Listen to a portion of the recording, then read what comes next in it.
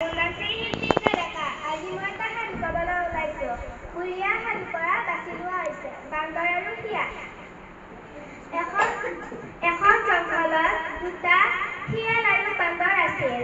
বান্দৰ আৰু শিয়াল দুটা বৰ ভাল লগ আছিল। এদিনাখন বান্দৰে ক'লে, অ' বন্ধু, আজি কিবা এটা বুদ্ধি উলিয়াব লাগিব, যাতে আমি পেট ভৰাই খাব পাৰোঁ। কিনো পিছে বন্ধু, কোৱাচোন বুদ্ধিটো? তেতিয়া দুজন বাটৰুৱা যাই আছিল আৰু তেওঁলোকৰ হাতত গাখীৰ, ফল, গুড় আৰু কুঁহিয়াৰ লৈ যাই আছিল। সৌটো চোৱাচোন, সিহঁত দুটাৰ হাতত কিবা লোৱা যেন পাইছা? শিয়ালে ক'লে, অ' ময়ো দেখিছোঁ, আমি কিবা বুদ্ধি এটা উলিয়াব লাগিব। পিছে কিনো বুদ্ধি বান্দৰ বন্ধু? অ' মোৰ মগজুত এটা বুদ্ধি আহিছে। কি বুদ্ধি বন্ধু? আমি দুটাই ডাঙৰ গছজোপাৰ পাছফালে লুকাই থাকিম আৰু তুমি হুৱা হুৱা কৰি আটা মাৰিবা আৰু মই হুৱা হুৱা কৰি আটা মাৰিম।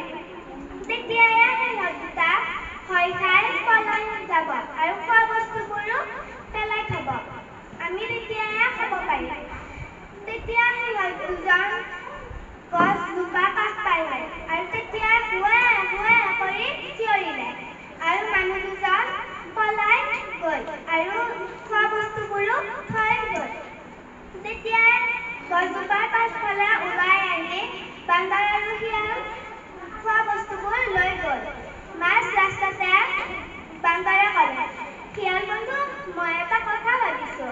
আকৌ যদি গম পাই সেই মানুহ দুজনে, তেতিয়া দেখোন আমাক মাৰি পেলাব আৰু খোৱা বস্তুখিনিও লৈ যাব। অ' কথাটো পিছে নোহোৱা নহয়। পিছলি তুমি এটা বুদ্ধি উলিয়াবা। অ' মোৰ মগজুত আৰু এটা বুদ্ধি আহিছে বন্ধু। কি বুদ্ধি কোৱাচোন? মই গছৰ ওপৰত উঠি থাকিম আৰু খোৱা বস্তুবোৰো উঠাই থ'ম। তেতিয়া তোমাৰ ভাগটো তলত থাকিব, যিহেতু তুমি উঠিব নোৱাৰা গছত। সেইবাবে তোমাৰ ভাগটো মই তলত থৈ দিম, হ'বনে? অ' ঠিক আছে, যি কৰা তুমি। তেতিয়াহে বান্দৰে এটা ফল খাবলৈ ধৰিলে। ফলটো খাওঁতে শিয়ালে সুধিলে, অ' বান্দৰ বন্ধু, মোৰ ভাগটো ক'ত গ'ল? বান্দৰে ক'লে, ৰ'বাচোন, মইনো ক'ত যাম, দিম নহয় তোমাক, মইতো খাই লওঁ ৰ'বাচোন। সেনেকৈ কৈ তাৰ খোৱাৰ বাকলিটো তলত পেলাই দিলে। দ্বিতীয়বাৰ আৰু খাই আকৌ তলত বাকলিটো পেলাই দিলে। আকৌ তৃতীয়বাৰতো সেনেকুৱাই কৰিলে। শিয়ালটো দুখ মনেৰে গুচি গ'ল আৰু এদিন তাৰ শিক্ষা দিবলৈ এটা কুকুৰ তাক লৈ ৰখি আছিল। তাতে বান্দৰটো আহি পালে। শিয়ালে সুধিলে, অ' বান্দৰ বন্ধু, কি হ'ল? বান্দৰে ক'লে, অ' এইটো কি বস্তু? শিয়ালে ক'লে, অ' এইটো ৰজাৰ ডবা। মোক ৰজাই ৰখীয়া পাতিছে। হয় নেকি, ৰজাৰ ডবা? ময়ো বজাই চাম ৰ'বাচোন এবাৰ। নোৱাৰা, দিবলৈ নোৱাৰা। যদি ৰজাই গম পায়, তেতিয়া মোক মাৰি পেলাব। মই দিবলৈ নোৱাৰোঁ। বান্দৰে ক'লে, এবাৰহে বজাম, এবাৰ বজালেনো ক'তনো গম পাব ৰজাই। এবাৰে বজাম, দিয়াচোন এবাৰ বজাই চাওঁ। দিয়া পিছে, তুমি বুলিহে দিছোঁ আৰু দেই।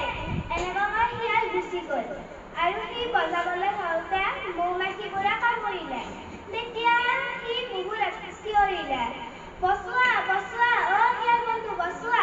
এনেকৈ সি আটা মাৰি থাকোঁতে কোনো নাহিল আৰু পিছত গছডালৰ পিছত লুকাই লুকাই ক'লে, তুমি যে মোক কলৰ বাকলিটো দিছিলা, তাৰে ফল পালা এতিয়া।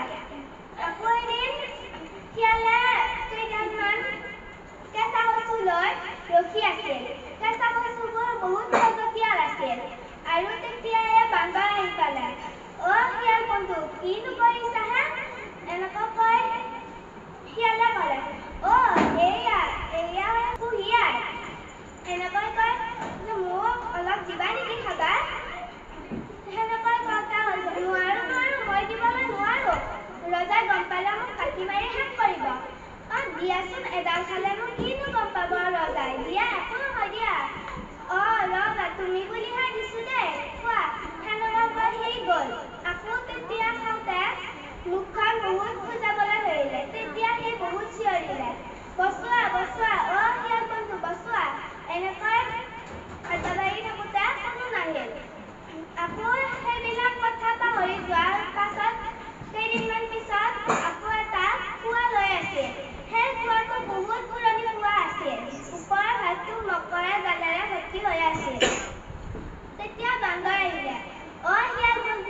কি হয়তো বুদ্ধি লগাই ক'লে শিয়ালে এইটো ৰজাৰ বিচনা সেই বিচনাখনত খোলা দামত জুৰি যায় হয় নেকি মোকো এবাৰ শুবলৈ দিয়াচোন মই অলপমান সোমাম তেতিয়া সেনেকৈ কওঁতে শিয়ালে নিদিলে নাই দেই মই দিব নোৱাৰো তুমিতো জানাই ন আমাৰ ৰজাই কিমান খং দিবলৈ নোৱাৰো বেয়া নাপাবা আৰু এনেকৈ কওঁতে বান্দৰে ক'লে এবাৰ শুনানো ক'তনো কি হ'ব ৰজাই দেখোন গমেই নাপাব দিয়া পিছে তুমি কৈছা যাতে দিছো আৰু এনেহ'লে নিদিলোৱে হয় মই সেনেকৈ ভৰি দিব যাওঁতে তাতে কুৱাটোত পৰিলে আৰু পৰোঁতে মৰি থাকিল সি বহুত চিঞৰিছিল কিন্তু কোনো নাহিল শিয়ালে মনে মনে কৈ আছে পাইছানে এতিয়া ফলটো মোক যে ক'লা বাকলিটো তলত পেলাই দিছিলা